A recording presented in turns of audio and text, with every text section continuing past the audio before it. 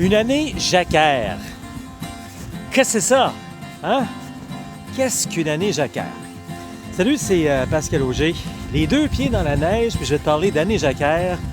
Je vais te faire aller un peu dans le temps et même dans le passé. Parce que si tu prévois marcher Compostelle en 2021, ça serait une bonne année que tu saches qu'il y a une année jacquaire. Bon, écoute, il y a plein de choses qu'on peut dire sur l'année jacquaire, puis je vais regarder ce cours. Regarde dans l'entour de la vidéo ici, il y a un lien, il y a de l'information avec des sources, tu pourras t'informer davantage. S'il faut surtout retenir sur une année jacquaire, c'est quand la fête de l'apôtre Saint-Jacques, le 25 juillet, tombe un dimanche. Et là, c'est bien populaire. Et puis, ça devient une fête un peu plus religieuse, il y a plein de festivités, etc. Ça arrive aux 5, 6, 11 ans, tout dépendant des calendriers, etc.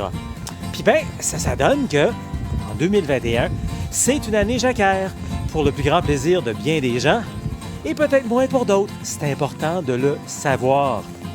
Là, je vais te bombarder de chiffres, mais je vais essayer de mettre ça le plus clair possible. OK? Suis-moi, là. En 2020, on prévoit qu'il va y avoir environ 400 000 personnes qui vont marcher sur les chemins de Compostelle et qui vont se rendre jusqu'à la fin pour aller chercher leur Compostela, leur diplôme. OK? Donc, environ 400 000 personnes qui vont aller chercher leur diplôme. N'oubliez pas que ça, c'est sur un an, puis c'est sur différents chemins, là. Ils ne sont pas tous là, un derrière de l'autre, en train de faire la file, quand même, là. C'est pas l'Everest, là. OK? Mais c'est vrai que c'est du monde, t'sais. Alors, retiens ça. En 2020, 400 000 personnes. Je te fais reculer dans le temps, puis j'ai même pris quelques petites notes pour mieux t'expliquer ça. Je recule loin dans le temps. En 1993, il y a presque personne. Écoute, ça se comptait sur les doigts d'une main, le nombre de personnes qui faisaient Compostelle puis qui allaient chercher sa Compostela, OK? L'année d'après, en 1994, c'était une année jacquaire. Il y avait 100 000 personnes sur le chemin. C'est pas beaucoup comparé à aujourd'hui, mais d'une année à l'autre, c'est quand même une explosion, là. Hein? En 1998, il y avait 50 000 personnes sur le chemin. L'année suivante, l'année jacquaire, en 1999, 150 000 personnes. Ça avait triplé. Tu me vois venir, là? Hein? En 2003, il y avait 75 000 personnes sur le chemin. En 2004, l'année jacquaire, 200 000 personnes sur le chemin. En 2009, la dernière année jacquaire, la veille, en 2009, il y avait 150 000 personnes sur le chemin.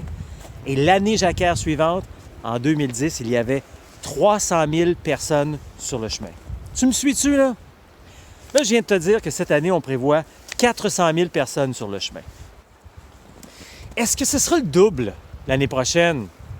Tu sais, je ne veux pas être alarmiste du tout, là. Il y en a pour qui c'est fantastique, il va y avoir plus de monde, plus la fête, plus d'événements, etc. Plus religieux.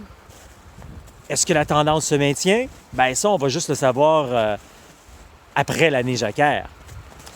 Sache tout simplement que 2021 sera probablement une année très populaire. Alors, tu as le choix. Tu te joins à cette grande fête-là et tu en profites positivement, ou tu te dis « t'as un peu trop de monde pour moi, ça, Pascal. » Puis moi, je veux éviter ça. Et dans ce temps-là, rappelle-toi comme dans n'importe quel événement, quand on célèbre un 25e, un 50e, un 100e, l'année d'avant et l'année d'après, habituellement, c'est plus tranquille.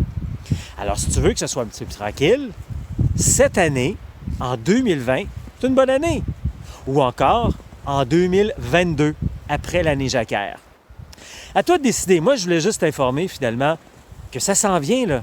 Dans quelques mois à peine, ça dépend quand tu regardes cette vidéo, l'année jacquaire, avec plein d'activités et plein de gens qui vont marcher vers Compostelle. Peut-être que ce sera l'année où tu vas dire « sais-tu quoi, cette année-là, finalement, je vais marcher ailleurs. Je sais pas, moi, je vais marcher au Japon, je vais marcher en Amérique du Sud, ou je vais prendre un chemin de Compostelle, mais je ne me rendrai pas jusqu'au bout cette année-là. Je vais en faire un bout avant. Ou encore marcher sur le chemin du Québec. Ça, c'est à toi de décider. Mais encore une fois, je te dis que l'année 2021, une année jacquaire, le 25 juillet tombe un dimanche. Alors, à toi de décider quand est-ce que tu vas réaliser ton rêve. Et si tu veux avoir plus d'informations, justement, comme ça, des trucs également pour pouvoir te préparer pour marcher au Québec ou encore Compostelle, je t'invite, regarde à l'entour de la vidéo, ici, il y a un lien La première chose à faire, le premier pas à faire, c'est de devenir membre de Québec-Compostelle. Je vais te donner plein d'informations, de la formation. Donc, tout ça, c'est inclus.